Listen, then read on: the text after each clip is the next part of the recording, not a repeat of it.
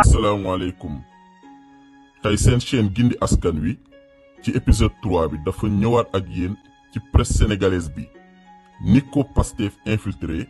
ñu jënd ci ñu bari moom lañu leen bëgg indil ay firnde ñu tàmbalee ci Pape Alé Niang muy mercenaire bi gën a mag ci presse bi ñu fàttali leen ni moom Pape Alé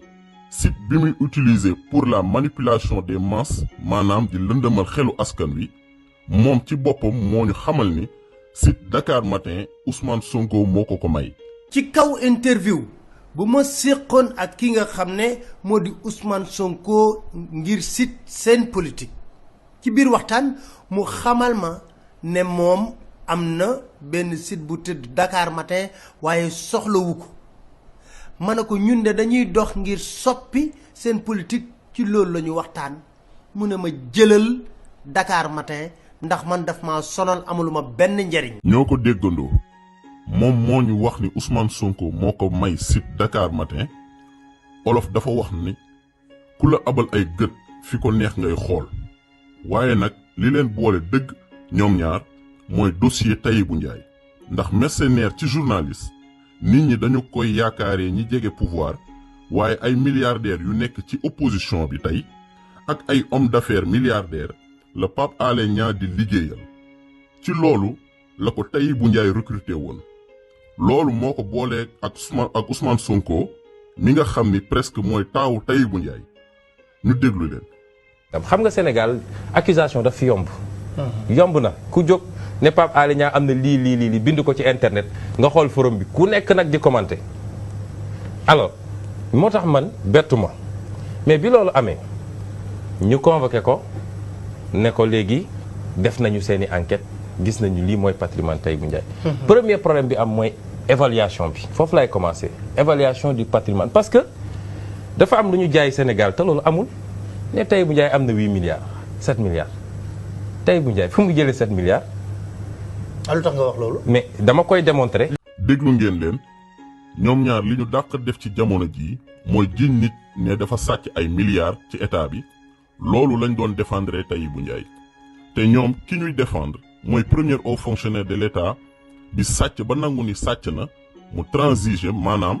ci li ma sàcc lii laa ciy delloo pour bañ a tëdd kaso. léegi lan ngeen jàpp ne ci dans la forme lu tax Tahibou transiger man loolu dama koy laaj. lu tax balaa ñuy dem ci transaction parce que transaction pratiquement. te dama bëgg na nga wax lépp parce que am na lu ma liir dama bëgg nga wax lépp ci transaction bi ñan ñoo ci duggoon ñu ci dugg ñu jaar ci tur ñu xam ñan la. lépp dinaa ko wax. très bien mun naa bañ a tudd tur. waaw mais dinaa wax nu mu demee mais balaa loolu. yéen a ko gis ñoom ñaar ñoo d'accord ni Tahibou Ndiaye transigé na Tahibou Ndiaye boobu mooy bailleur bi gën a mag bi financé Ousmane Sonko di gérer Pape Alé Niang Pape Alé Niang nag mbaaxu Macky Sall moo tax nekkul kaso ba léegi ndax moom. yàlla da ko nattoo muy mandi gu metti ndax yàggul dara dafa mandi ba tërëf di dawal otoom ba def ci accident bu dul woon intervention yenn ci kilifa yi mi ngi ci kaso bi ba léegi des fois ngeen gis ko muy def live di ci fen yu rëy day fekk boobu mu nekk ci état d'ivresse bu extraordinaire. Pape Alé Niang moo nekkoon këpp nii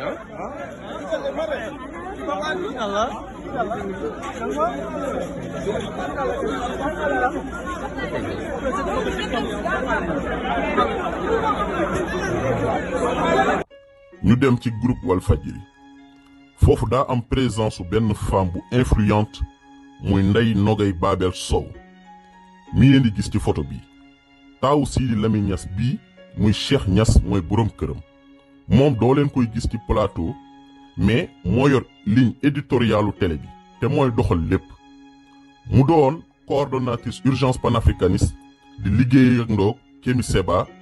Guy Marius Sagna ak Cheikh Oumar Diagne ñu déglu ko. Et ce n'est pas seulement des dires, comme je le dis. Ce n'est pas une révolte qui se prépare, madame. Non, c'est une révolution à grande échelle qui se prépare. Et on a les armes pour mettre fin à cette France-Afrique qu'on est en train d'exploiter. Me tuer moi ou tuer le président de l'ONG, Kémi Séba, ne changera rien. Parce qu'on a créé une jeunesse. Vous avez vu ici des gens de tout âge qui vont et qui sont en train de relever ce défi. qui est la libération de notre peuple. yéen a ko déggandoo mu ne du ay wax c'est une révolution à grande échelle boo xam ni am nañu armes yi préparé nañu jeunesse bi ànd ak ñoom ci loolu moom mi ngay gis nii dafa bokk ci réseau bu yaatu bu am doole te am xaalis boo xam ni xamuñu fu ñuy jëlee seeni financement te moom ak Kémi Séba ak Nathalie Yamb ñoo doon wër Afrique di ko installé dëkk yiñ jot a am doole yépp ñetti mbir lañu fa seetlu soit am na coup d'état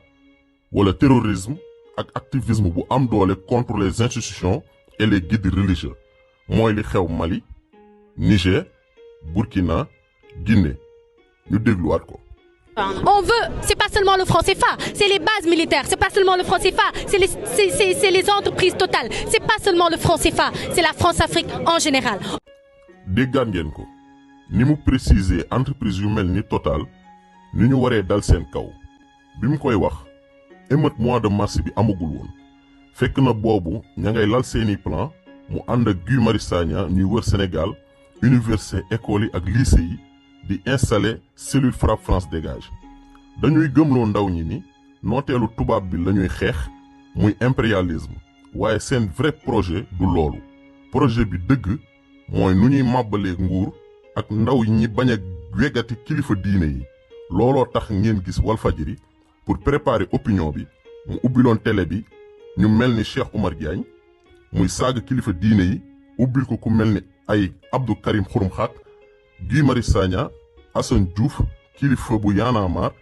Clédor Sène ak Dame Mbodj moo tax boo leen gisee émeute mois de mars yi ni ko Walfu doon xambee taal bi di jaarale ko ci ay journalistes yoo xam ne ñi ngi ci kër gi ku mel ni Moustapha Diop nga xam ni liggéey bu salte bi mu doon def ku mel ni Ndeye Fatou Ndiaye da koo bañ ba tëdd ci suuf te moo ko ancien fuuf ëpp ko xam-xam Moustapha Diop di mercenaire sonnoon lool waa Pastef fi jëndal ko oto boole ci di ko gérer financièrement Moustapha Diop nag installé équipe am ci contrôle Ndeye Nogay Babel Sow ñu ràññee ci Pape Ndiaye escroc bii def branche Issa Tine bii membre Pastef Pape Sané ñu jox ko fa rajo Atlantique FM moo nekkoon Walf 3 ñu fixé ko en tant que chroniqueur Pape Sané mii nag nga xam ni agent de renseignement bu police la woon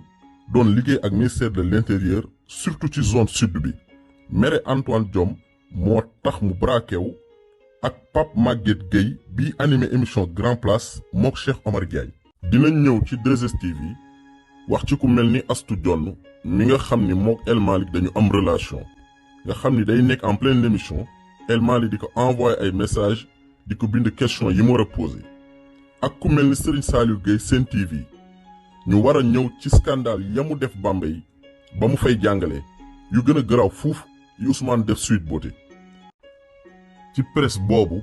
ni mu amee ñu far ak moom noonu la amee ñoo xamante ni subiruñu seen dictature pensée unique gis ngeen sànq jëf ju ñaaw bi mu def waa RTS. léegi balaa ñuy door waxtaan bi dama bëgg micro bi ñu génneel ma ko.